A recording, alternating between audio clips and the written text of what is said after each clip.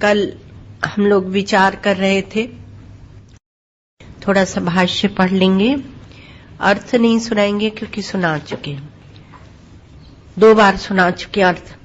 तो युष्मद् अस्मत् प्रत्यय गोचरयोः विषय विषयिणोः तमः प्रकाशवद् विरुद्ध स्वभावयोः इतरेतर भावानुपपत्तौ सिद्धायाम् तद्धर्माणामपि सुतराम् इतरेतर भावानुपपत्ति इत्यतो अस्मत् प्रत्यय गोचरे विषयिणी चिदात्मके युष्मत् प्रत्यय गोचरस्य विषयस्य तद्धर्माणाम् च अध्यासः तद्विपर्ययेण विषयिणस्तद्धर्माणाम् च विषये अध्यासो मिथ्येति भवितुम् युक्तम्।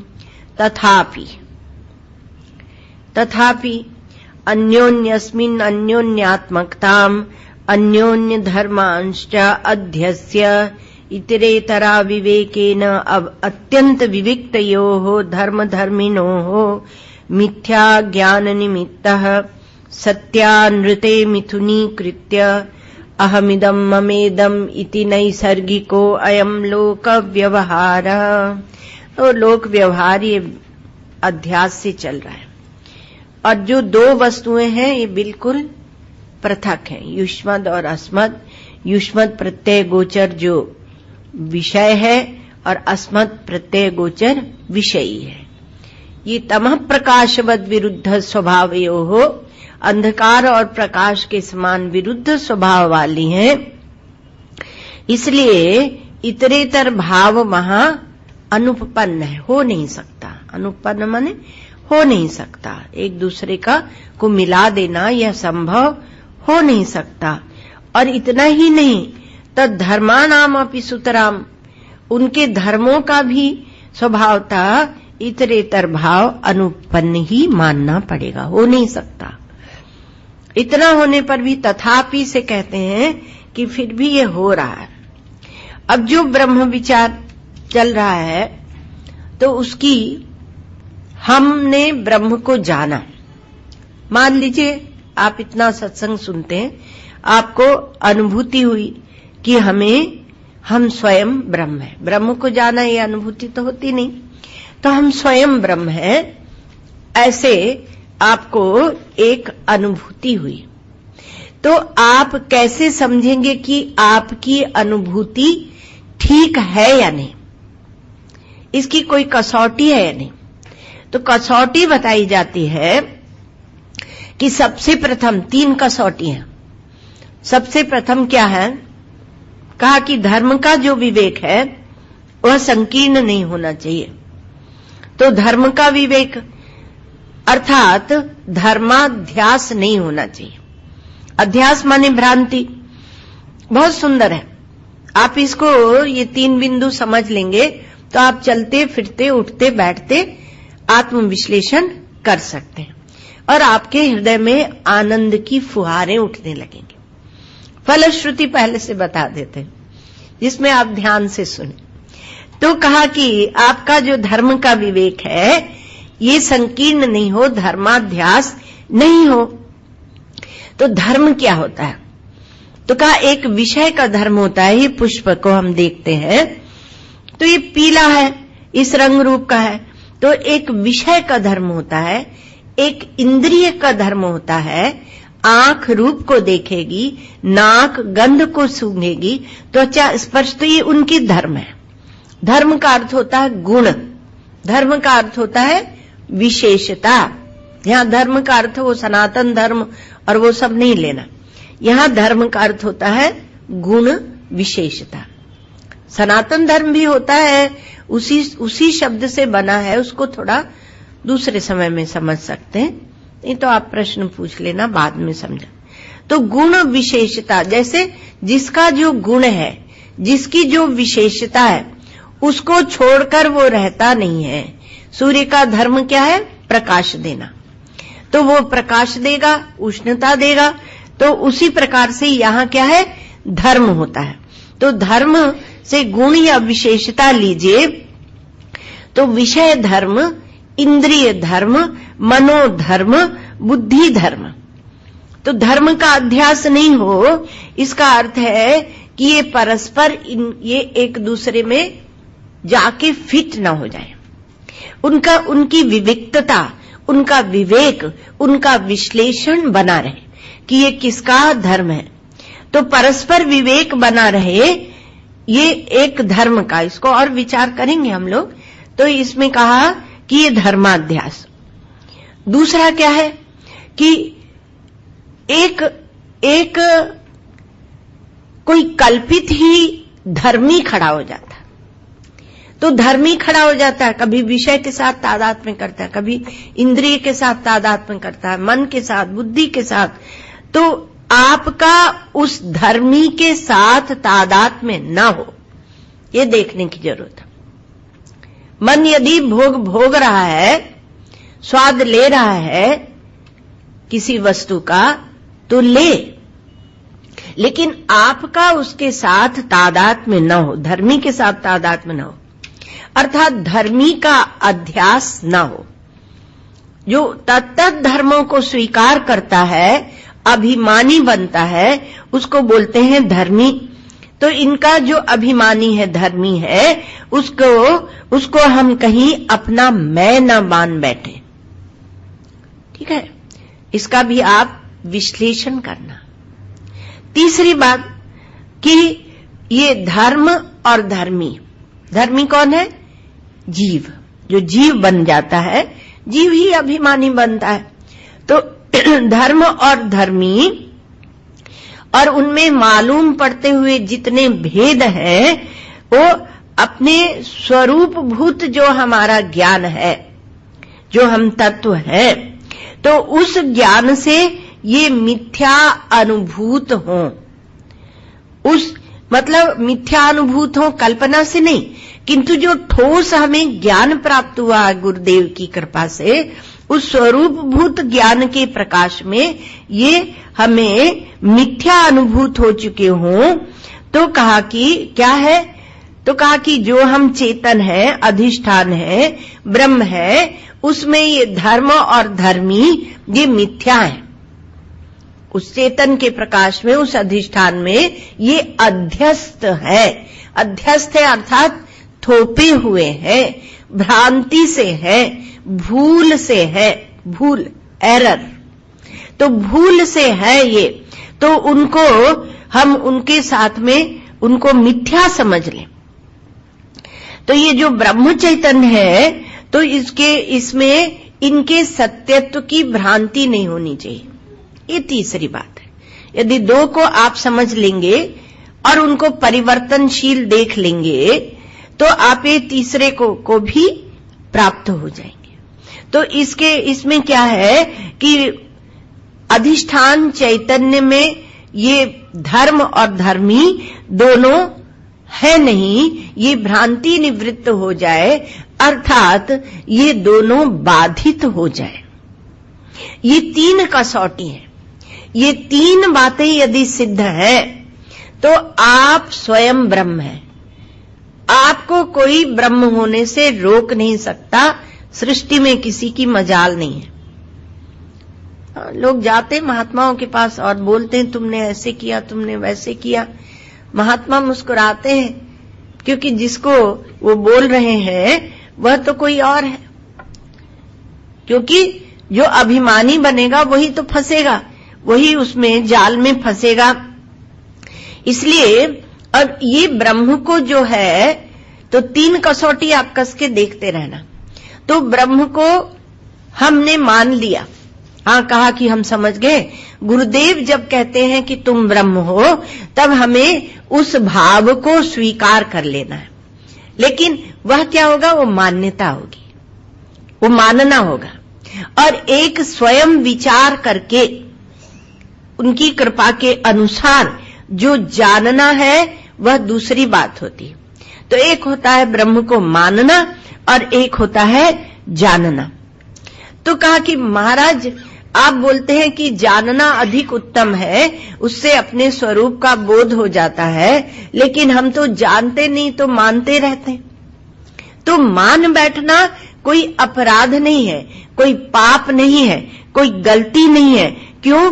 क्योंकि वह सत्य के अनुरूप है, और सत्य के अनुरूप होने के कारण वह भी एक साधन है।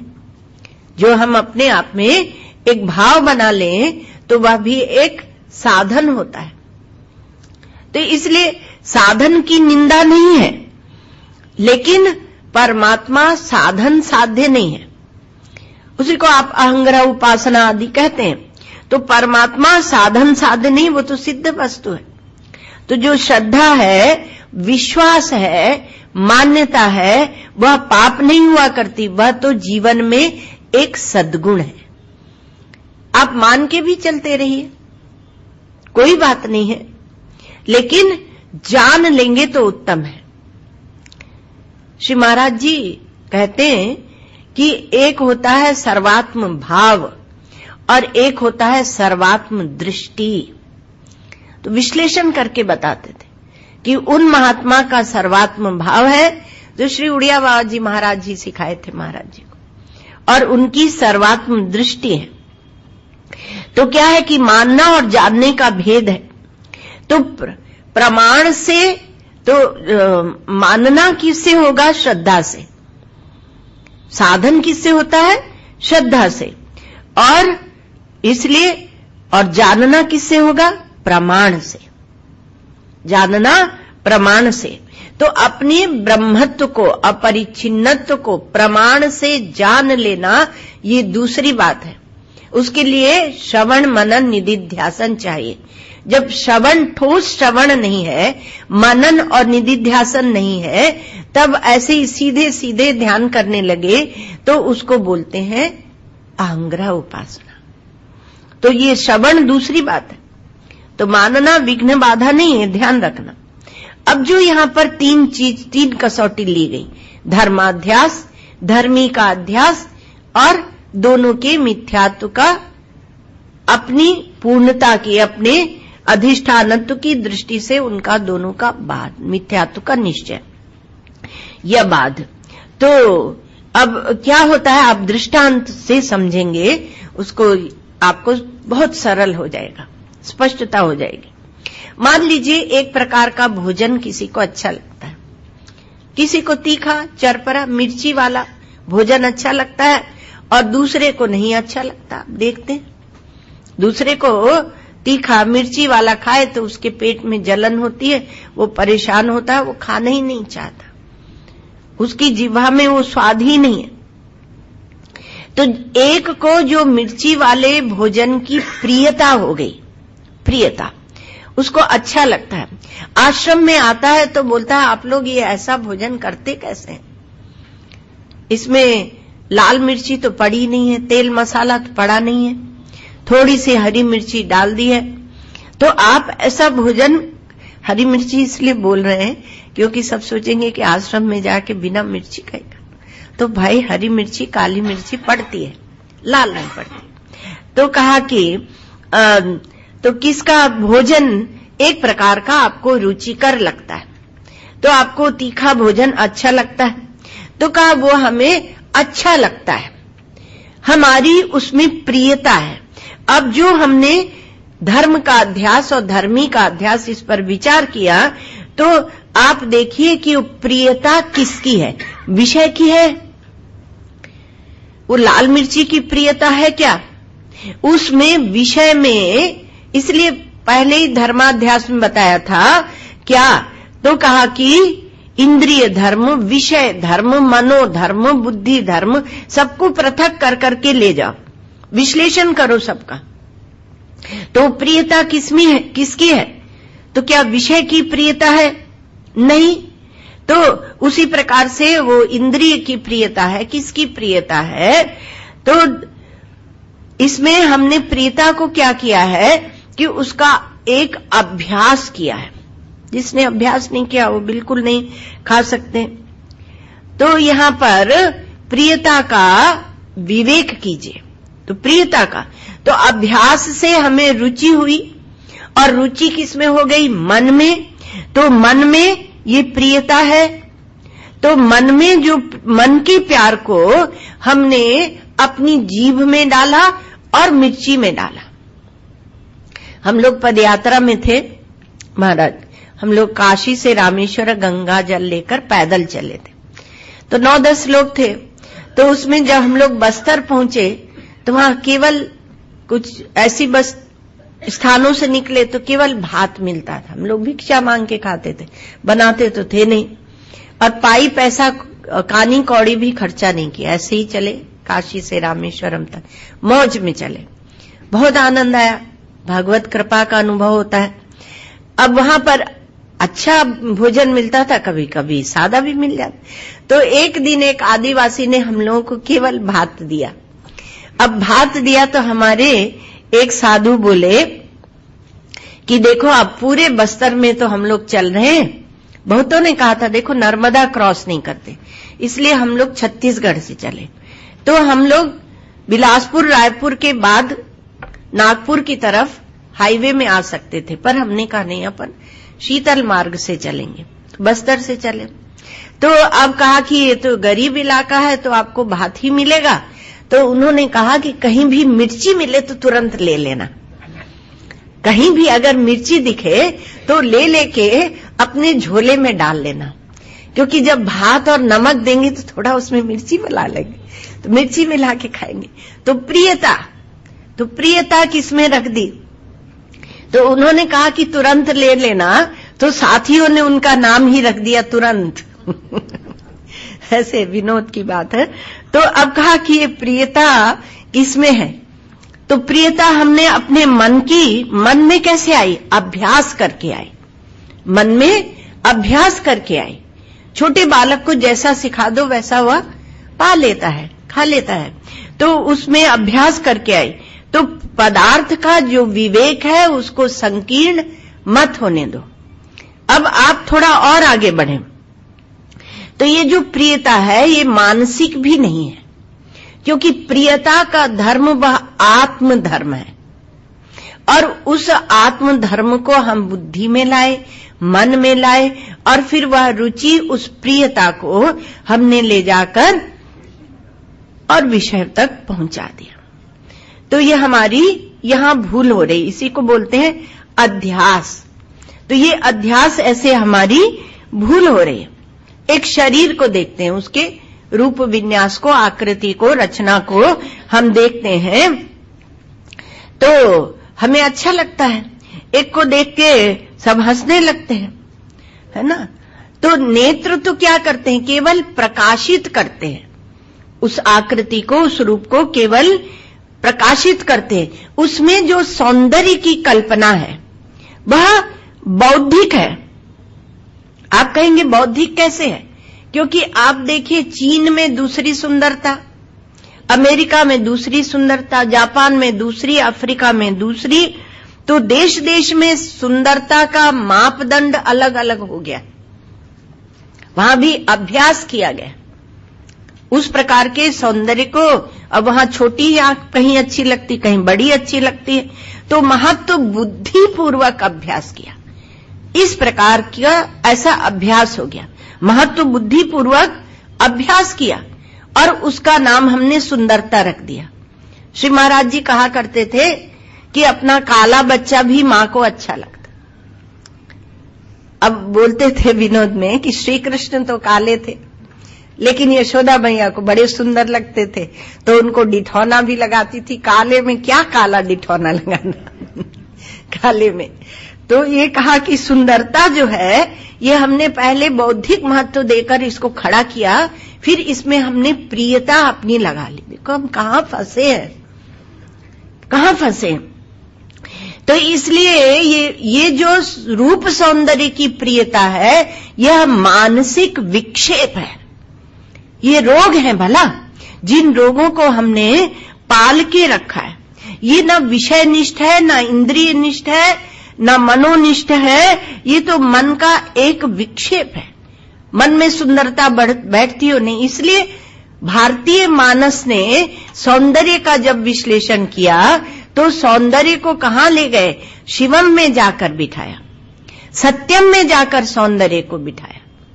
तो आप सत्यम शिवम सुंदरम उसको जाने, और इसी प्रकार से जैसे हम सुंदरता को देखते हैं, उसी प्रकार से हम एक और, ये बाह्य सौंदर्य की बात हुई, और कभी कभी हम अंतः सौंदर्य भी देखते हैं। तो क्या देखते हैं? तो कहा ये बड़े तपस्वी हैं, इनके बहुत विद्या है।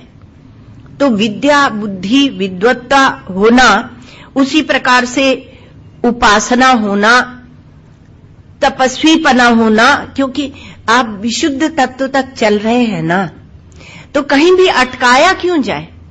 इसलिए ये बात कही जा रही है कि विद्या बुद्धि का, ध्यान समाधि का सौंदर्य वह भी मनोविक्षेप है, अर्थात मनोनिष्ठ है। वहां भी आपकी एक अटकन बढ़ेगी, आप व्यक्तित्व में जाके फंसेंगे और लोग फंसाते हैं। फिर आप कहते हैं कि वो दंभी है, लेकिन दंभ हमने अविचार पूर्वक उन्हें सिखाया, क्योंकि हम उसको महत्व देते हैं। तो महत्व देते हैं तो वो अपनी महत्ता दिखाते हैं। दिखाना, ख्यापन, वो पाखंड हो गया। और महत्व हम दे रहे हैं, हम जागृत नहीं है, हम समझ नहीं रहे हैं कि सत्य क्या है। विद्वत्ता का को जब हम सम्मान, ये सब अंतः सौंदर्य हम देखते हैं, और उस अंतः सौंदर्य युक्त व्यक्ति में हम जाकर फंसते हैं। तो वह भी एक मनोविक्षेप है और दोहराया हुआ है। कहीं पर किसी किसी संप्रदाय में आप देखिए, नाचने को ही महत्व देते हैं, गाने को ही महत्व देते हैं। तो जो बहुत नाचता गाता है उसको बड़ा महात्मा समझ लेते हैं, और किसी संप्रदाय में समाधि को महत्व देते हैं, तो जो समाधि लगाता है उसको बड़ा महात्मा समझ लेते हैं। ऐसे ही जीवन में ये तो एक एक मोटे मोटे दृष्टांत है, आप ऐसे ही जीवन में देखते जाइए। आप अपने आप को समझने लगते हैं कि मैं चोर हूं, और मैं चोर हूं, ये अभ्यास कर लेते हैं, तो आप अपने को वही समझने लगते हैं। बोलेंगे कि मैं चोर हूं नहीं समझते, हम तो मैं मनुष्य हूं समझते हैं, वो भी उतना ही बुरा है। ब्रह्म तत्व की दृष्टि से दोनों समान है। तो झूठ का ही अभ्यास किया जा रहा है। तो एक झूठ को आप 100 बार दोहराएंगे तो फिर वह आपके जीवन में बैठ जाता है। इसी प्रकार से ये जो शब्द होते हैं, तो शब्द क्या है? शब्द शब्द को जोड़कर और उससे संगीत बन जाता है।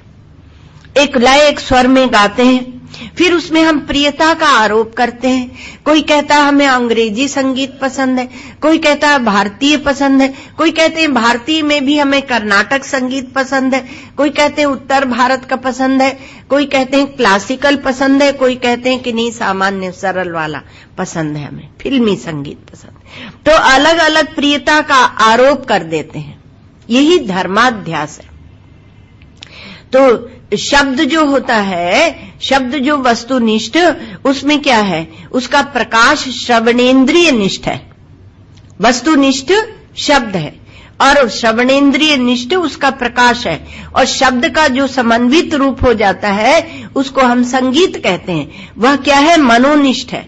और उसमें एक विशेष प्रकार का संगीत, जब वो विशेषता हम उसमें स्थापित करते हैं तब उसको बोलते हैं बुद्धिनिष्ठ, क्योंकि महत्व बुद्धि उसमें हमने बनाई, उसको जोड़ा, तो वो विशेष प्रकार का बुद्धिनिष्ठ है। तो धर्माध्यास जो है वह हमारे जीवन में प्रथम कसौटी है कि इसलिए यहां पर धर्म धर्मिनो हो जो बात कही गई है, भाष्यकार भगवान ने कही है।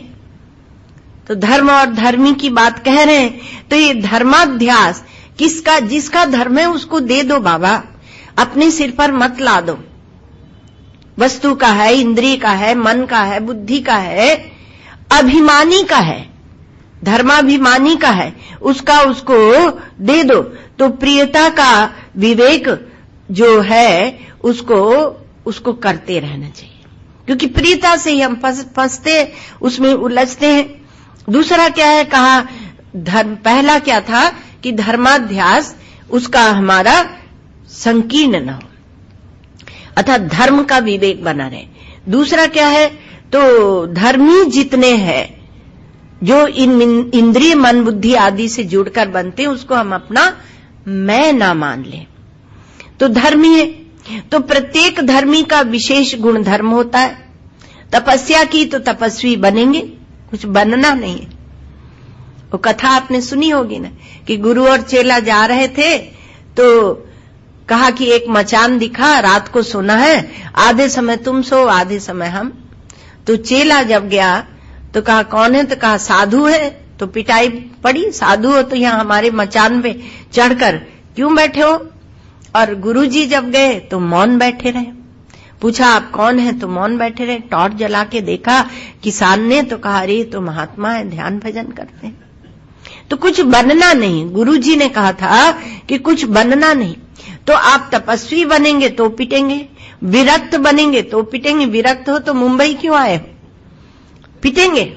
कुछ भी जहां बनेंगे तो वहीं पर आप पिटेंगे, क्योंकि प्रत्येक का विशेष विशेष गुण धर्म होता है और उसका उस विशेष गुण धर्म को उसके साथ जोड़ दो, उसके साथ छोड़ दो, अपने साथ मत चिपकाओ।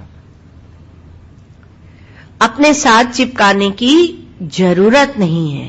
तो धर्माध्यास नहीं होना और जो जैसा है उसको वैसा ही जानना, उसी को बोलते हैं धर्माध्यास नहीं होना। और ये धर्मी का अभिमान नहीं होना, उसके साथ आप संकीर्ण नहीं हो। धर्म के साथ संकीर्ण, धर्म माने गुण विशेषता, तो धर्माध्यास नहीं है। तो कहा कि महाराज फिर व्यवहार कैसे चलेगा, धर्मी का अध्यास नहीं होगा तो व्यवहार कैसे चलेगा। तो कहा कि शास्त्र से अविरुद्ध यदि आप एक अभिमान को धारण करके और व्यवहार चलाना चाहते हैं तो चलाएं, लेकिन जब फिर व्यवहार में आपको ये लगेगा कि हम तो ब्रह्म हैं और ये कहां उल्टा सीधे में हम फंसे हुए हैं, तो आप स्वयं उसके त्याग के लिए मजबूर हो जाएंगे। पर विवेक पहले आना चाहिए। तो अभ्यास जन्य जो प्रियता है वह व्यवहारिक जो है तो वह उसको समझ लेना चाहिए। समझने से बात बन जाती है, समझ नहीं है कुछ विशेष तो बनना नहीं। कहा कि हम समझ गए कि अब हमें गृहस्थी में नहीं रहना, साधु हो जाना, तो फिर बनोगे, इसलिए कुछ बनना नहीं है। जब आपको लगे कि हमारे लिए यहां चिंतन विचार असंभव है, साधन पक्ष हमारा गौण होता जाता है, तब आप ये सोचें कि हमें स्थान परिवर्तन करना है। नहीं तो कुछ करने की जरूरत नहीं, उसमें भी एक अभिमान होता है। तो ये अभ्यास जन्य है, ये प्रियता अभ्यास के कारण आती है। तो अब कहा कि ये जो धर्मी का अध्यास है, तो आत्मा तो धर्मी है नहीं और हमने भिन्न भिन्न अभिमान अपने ऊपर थोप रखे हैं। आत्मा धर्मी नहीं, तो इसलिए हम ऐसे समझ लेते हैं हम क्या हैं। कहा हम तपोधन है, आचार धन है, विद्या धन है, ये सब क्या है हमारे ऊपर थोपे हुए हैं। चरित्र धन है। अब तो महाराज कोई मिले तो सही चरित्र धन, तो मिलता है तो अच्छा ही लगता है। पहले बच्चे होते थे तो when wealth is lost nothing is lost, when health is lost nothing is lost, when character is lost everything is lost, ऐसे बोल सिखाया जाता था। अब पता नहीं पढ़ाते हैं कि नहीं पढ़ाते क्योंकि चरित्र क्या है पता ही नहीं है। तो कहा कि जो धर्मी है, मैं हिंदू हूं, मैं मुसलमान हूं, मैं ईसाई हूं, ये भी धर्मीपना है। किसी न किसी एक विशेषता के साथ जाकर हम जुड़ गए। मैं वोटर हूं, इस आपके अभिमान को जगाने के लिए सब प्रयत्न करते हैं कि तुम वोटर हो, इस अभिमान को जगाओ, लेकिन आप इतने ब्रह्म भाव में हैं कि वोटर पने का अभिमान जागता नहीं। नेता लोग बोलते हैं, सब बोल रहे हैं, लेकिन आपका वो अभिमान जागता नहीं। तो ये धर्मीपना क्या है? आत्मा का अनात्मा के साथ तादात्म्य, इसी को बोलते हैं धर्मीपना। ये धर्मीपना है। तो धर्म और धर्मी का मिथ्यात्व निश्चय होना चाहिए। धर्मी भी एक कल्पित ही खड़ा हुआ, अभिमान क्या होता है? अभिमान कोई वस्तु नहीं होती। आप उसको गहराई से देखेंगे तो वो पिघल जाता है। केवल आपकी तदीक्षण की, निरीक्षण की, समीक्षण की आवश्यकता है। यदि आप उसको गहराई से देखेंगे तो वो रुकेगा नहीं। तो जितना भी आपका धर्मीपना है वह व्यवहार मात्र है। व्यवहार में एक कल्पित रूप में चल रहा है, वास्तव में कोई ठोस वस्तु नहीं है, तो अध्यास है नहीं। तो आप जैसे ही इसका मिथ्यात्व का निश्चय करेंगे, आप अपने स्वरूप से इस धर्मी को, अभिमानी को मिलाइए मत। तो मिला लेते हैं, मिलाने के कारण हम इसमें फंस जाते हैं। तो आपका ज्ञान विशुद्ध है। अब उस विशुद्ध ज्ञान में आपने लंबाई चौड़ाई को मिला दिया, अर्थात देश की कल्पना कर दी। तो ये देश अधिष्ठान में कल्पित है, देश अधिष्ठान में कल्पित है, ये हम लोग विचार कर चुके हैं। काल अधिष्ठान में कल्पित है। हम कहते हैं पहले हमारे सामने पुष्प रखा है, लेकिन क्या है? तो एक कहेगा कि हमारे पूर्व में है, एक कहेगा हमारे पश्चिम में है। तो ये सब भेद जो हमने बनाए हैं वो कल्पित है। तो ज्ञान में लंबाई चौड़ाई नहीं है, ये देश में है। अधिष्ठान में देश कल्पित है। तो देश का कल्पितत्व हमने धर्मी के ऊपर, धर्मी बना उससे, और उस धर्मी के साथ हम अपने मैं को डाल दिया हमने, और मैं मान बैठे। तो मैं 3.5 हाथ का हूं, मैं इतने वजन वाला हूं, मैं गोरा हूं, मैं काला हूं, ये सब हम मान बैठे। तो काल में यह नष्ट होने वाला है, रहने वाला नहीं। तो काल में नष्ट होने वाली वस्तु को लेकर जो उसके साथ अपना मेरापना जोड़ता है, तादात्म्य करता है, वह कितनी बड़ी मूर्खता है। जो धन आपके साथ जाने वाला नहीं, उसको लेकर मैं धनी हूं, धन का केवल एक सदुपयोग होता है, तो उसको लेकर मैं धनी हूं। तो धनी से आप जितना भी धर्मीपना वो पूरे को ले लेना। जो नष्ट होने वाला है काल में, उसी को लेकर हम धर्मी बनते हैं। तो देश के घेरे में बैठा है, काल के घेरे में बैठा है, वस्तु के घेरे में बैठा है, तो परिच्छिन्नता का ही जो अभिमान है उसी को लेकर हम धर्मी बनते हैं। उसके मिथ्यात्व का निश्चय करो। तो देश काल वस्तु को लेकर हम धर्मी बनते हैं, और देश काल वस्तु क्या है? परिच्छिन्न है, और आपको निगल जाने के लिए, आपको अपने में समेट लेने के लिए तैयार खड़े। तो जब तक परिच्छिन्नता का भाव है तब तक आप को ब्रह्मता का बोध नहीं हो सकता। इसलिए अपरिच्छिन्नता जो होती है उसमें कोई अभिमान नहीं होता है, उसका चिंतन करना चाहिए। और जो परिच्छिन्नता जितनी होती है उसका अभिमान होता है, और ये अभिमान से ही हम धर्मी बनते हैं। तो धर्मी हम किससे बने? कहा परिच्छिन्नता को लेकर। और परिच्छिन्नता अर्थात किसी न किसी को हमने देश काल वस्तु को अपनी आत्मा में आरोपित किया, हम धर्मी बने, और इनको हमने अपनी गोद में लगा रखा है, जोड़ रखा है।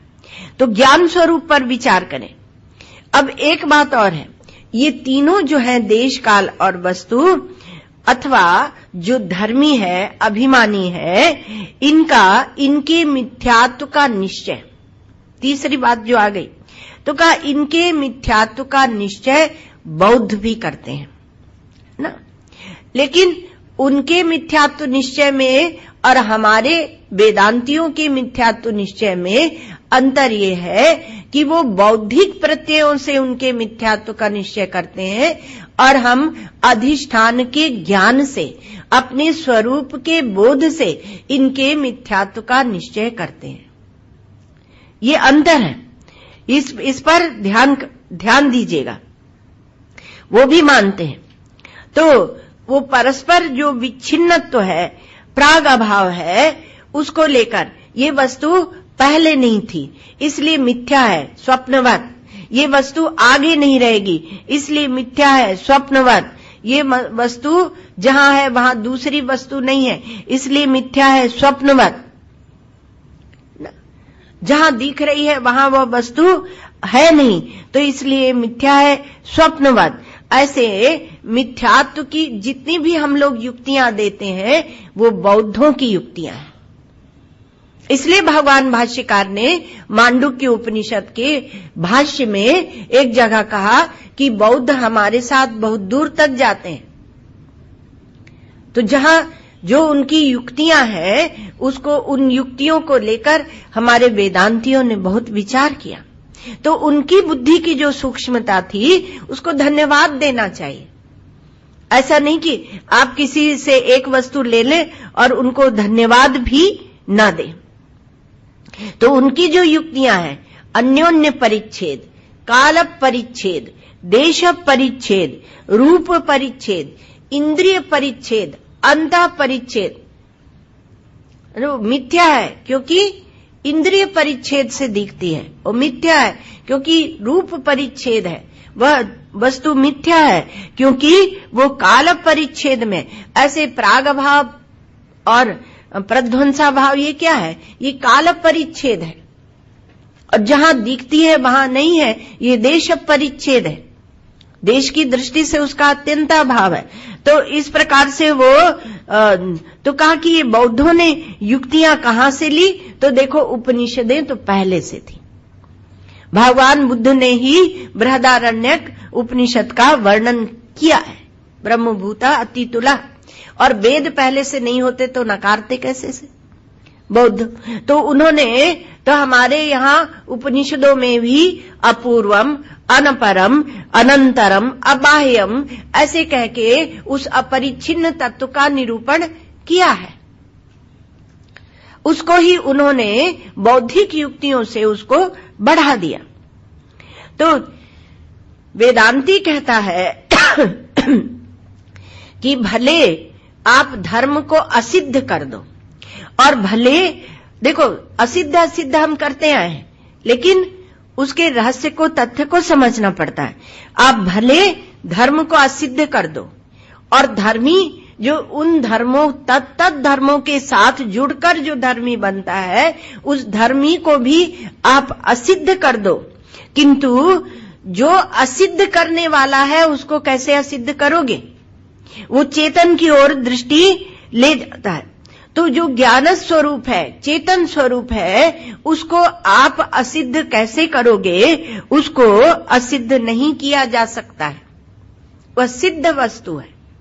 उसको हम कहते हैं स्वतः सिद्ध। और प्रमाण से, वेदांत प्रमाण से हम उसको जानते हैं जो संपूर्ण असिद्धियों को सिद्ध करने वाला है। संपूर्ण सिद्धि और असिद्धि सब इसी से ही सिद्ध होती हैं। किसी भी वस्तु की सिद्धि और असिद्धि इसी से सिद्ध होती है। तो एक बात यह कही गई कि धर्म संकीर्ण नहीं हो। जैसे कि हम कर्म करते हैं, तो कर्म किससे करते हैं? का हाथ से करते हैं, और मन में संकल्प होता है, विविक्त करो, विश्लेषण करो। विवेक हमारे यहां प्रारंभ में आवश्यक है, क्योंकि उससे बुद्धि सूक्ष्म हो जाती है। और सूक्ष्म दृश्यते त्वग्रिया बुद्धया सूक्ष्मया सूक्ष्मदर्शी भी उपनिषदों ने कहा। तो आप जब विवेक करेंगे तो आप देखिए, तो कहा कि कर्म कौन करते हैं? हाथ। और कैसे करते हैं? कहा कि संकल्प होता है उसके पीछे, और उसके पीछे कर्ता होता है। तो कर्म होता है, कर्ता होता है, संकल्प होता है, और उसके तत्तद धर्म होते हैं। तो कहा कि हमने समझ लिया, इसलिए हम इससे उल्टा अब करते हैं। तो क्या कहा कि हम कर्ता नहीं है, हम अकर्ता है। अकर्ता कहा तो अब आप अकर्ता के धर्म मान बैठेंगे। अब हम कुछ कर नहीं सकते क्योंकि हम अकर्ता हैं। जैसे तो कोई अकर्ता मानकर और फिर उसमें बैठ जाता है, अपने अकर्तापने में बैठ जाता है। तो वहां वो अकर्तापना जो देश काल और वस्तु को चिपकाए हुए अकर्तापना है, वह भी परिच्छिन्न ही माना जाएगा, उसको परिच्छिन्न ही मानेगा। तो देश काल और वस्तु से संबद्ध जो अकर्तापना है वह धर्मीपना ही है, धर्मीपना है। वह उससे अर्थात उसमें अभिमान रहेगा। अभिमान क्या रहेगा? मैं अकर्ता हूं, मैं अभोक्ता हूं, मैं अपरिच्छिन्न हूं, मैं असंसारी हूं। ऐसे एक अभिमान को भगवान श्री कृष्ण उसको भी नकारते हैं। गीता में आप देखेंगे तो उसको भी नकारते हैं। तो फिर कहा फिर ये ब्रह्मत्व क्या है? तो ये ब्रह्मत्व क्या है? तो कहा इसमें संपूर्ण अभिमानों का अत्यंताभाव है। तो संपूर्ण अभिमानों का अत्यंताभाव क्या वो ब्रह्मत्व है? आप लोगों को भाव अभाव की बात सुना चुके हैं। अब ध्यान रखना, बहुत जागृत रहना, बहुत सावधानी पूर्वक। तो कहा कि जो संपूर्ण अभिमानों का अत्यंता भाव है वह नहीं, किंतु संपूर्ण अभिमान का भाव और उनका अत्यंता भाव, उसका साक्षी, संपूर्ण अभिमानों के अत्यंता भाव का साक्षी, संपूर्ण अभिमानों के अत्यंता भाव का प्रकाशक और संपूर्ण अभिमानों के अत्यंता भाव का अधिष्ठान। पहले अत्यंता भाव को आने दो, और अत्यंत अर्थात निसंकल्प तो हो, और फिर उसका जो साक्षी अधिष्ठान है वहां तक पहुंचेंगे। तो अभिमान संपूर्ण इसका साक्षी, तो अभिमान बढ़ते हैं, देशाभिमान, कालाभिमान, द्रव्याभिमान, अभिमान, कई प्रकार के अभिमान बनते हैं। ये तो बड़े बड़े बता दिए आपको, देशाभिमान आदि तो बड़े बड़े बता दिए। लेकिन अभिमान सामान्य, सामान्य का अर्थ होता है जाति, अर्थात किस्म, मनुष्य जाति। तो इसमें किस्म किस्म के variety of beings, human beings, तो कई प्रकार के मनुष्य हो जाते हैं। तो अभिमान सामान्य माने अनेक प्रकार के किस्म किस्म के अभिमान, अभिमान सामान्य उनकी जो जाति है। तो निखिल जो अभिमंतव्य है, जिसका हम अभिमान करते हैं, और निखिल अभिमान और निखिल अभिमानी, अभिमंतव्य तो विषय हो गया, और अभिमान और अभिमानी से ले लीजिए अभिमानित्व। तो निखिल अभिमंतव्य, निखिल अभिमान और निखिल अभिमानित्व, इनसे विनिर्मुक्त जो है वह इनके अत्यंता भाव का साक्षी, इनके अत्यंता भाव का प्रकाशक, इनके अत्यंता भाव का अधिष्ठान है। ऐसा जो तत्व है, ऐसा जो ब्रह्म तत्व है, वह परिच्छेद सामान्य के अभाव से उपलक्षित होता है। उपलक्षित होता है अर्थात उसका विचार किया जाता है। इस प्रकार से अनेक युक्तियों से उसका विचार किया जाता है, और इस विचार को ही यहां ब्रह्म जिज्ञासा कहा गया। तो इस प्रकार से उसका विचार हम करते हैं।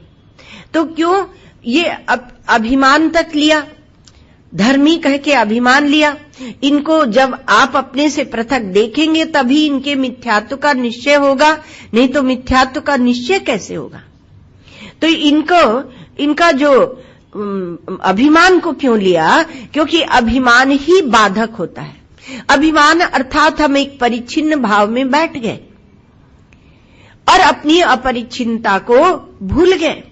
तो जब हम ब्रह्म विचार करते हैं तो यह परिच्छिन्न भाव, यह शिथिल होता है, इस पर चोट पड़ती है, ये समाप्त होता है। डरना नहीं चाहिए। जितनी आप चोट खाएंगे उतना आप अपनी अनंतता को जानेंगे। कल अनंतता की बात सुनाई थी, ध्यान रखना। अनंतता की बात अद्भुत सुनाई थी, सत्यम ज्ञानम से अद्भुत अनंतता। तो कहा कि ये ब्रह्मता में ये जो क्योंकि ब्रह्म विचार करना चाहिए, क्योंकि ब्रह्मता में ये जो अभिमान आ गया, भगवान को क्या बोलते हैं? सर्व गर्वापहारी, सबके अभिमान को खाते रहते हैं और अभी तक उनका पेट नहीं भरा। सबके अभिमान को खाते खाते अभी तक उनका पेट नहीं भरा है।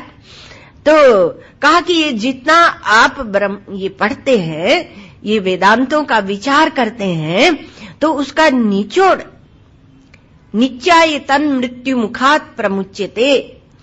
श्रुतियों ने कहा कि नित्याय अर्थात निचोड़ करके, इसका जो निचोड़ है उससे आप मृत्यु के मुख से बच जाएंगे, उससे छूट जाएंगे। तो इसका ये संपूर्ण, इसका अर्थ क्या है? मंत्र में जब ऐसे कह रहे हैं कि संपूर्ण जो दृश्य है उसको निचोड़ लो। निचोड़ करके क्या होगा? तो कहा माया पृथक हो जाएगी और ब्रह्म पृथक हो जाएगा। दृश्य में ही छुपे हैं दोनों, माया और ब्रह्म दोनों दृश्य में छुपे हैं। तो ब्रह्म को निकाल लो।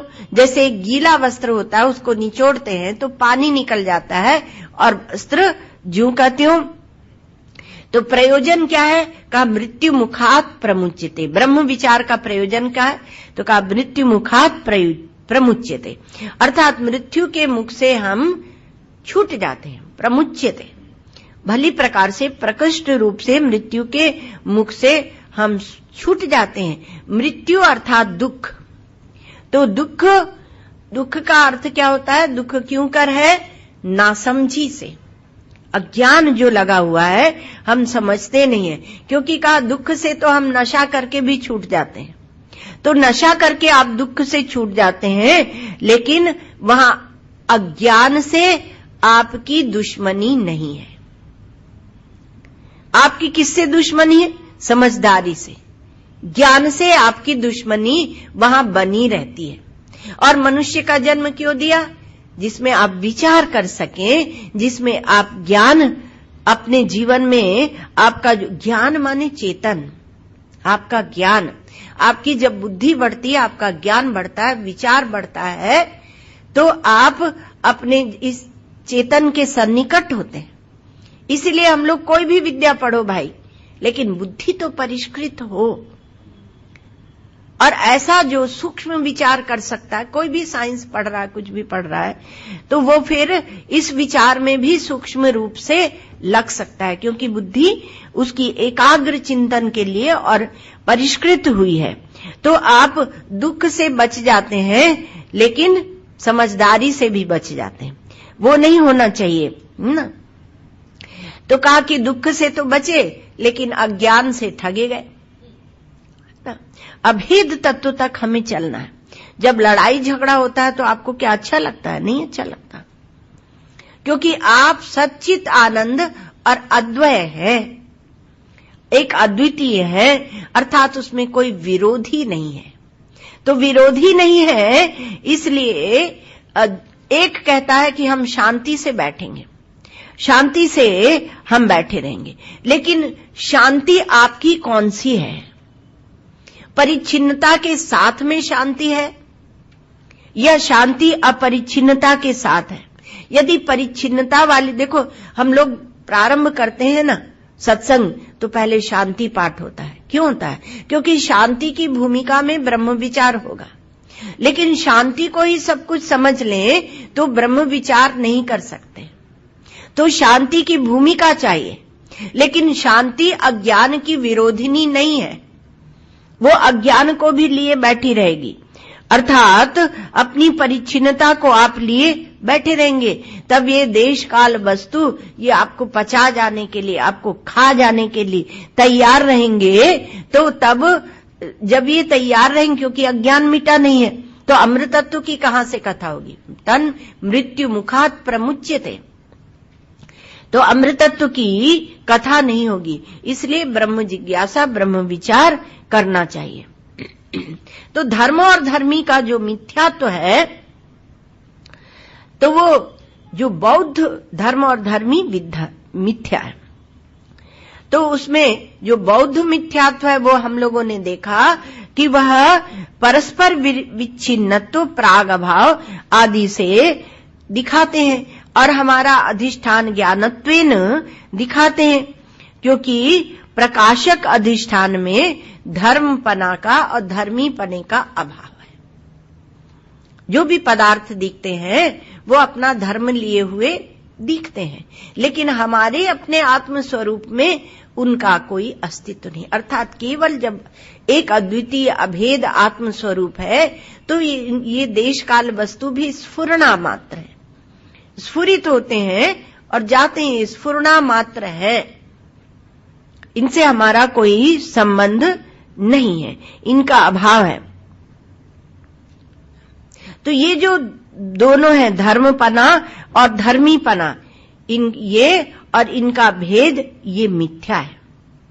तो कर्तृत्व, भोक्तृत्व, संसारित्व, ये सब जो अभिमान है, जैसे वैसे ही अकर्तृत्व, अभोक्तृत्व आदि अभिमान भी हैं, तो ये केवल उनके निवर्तक होते हैं।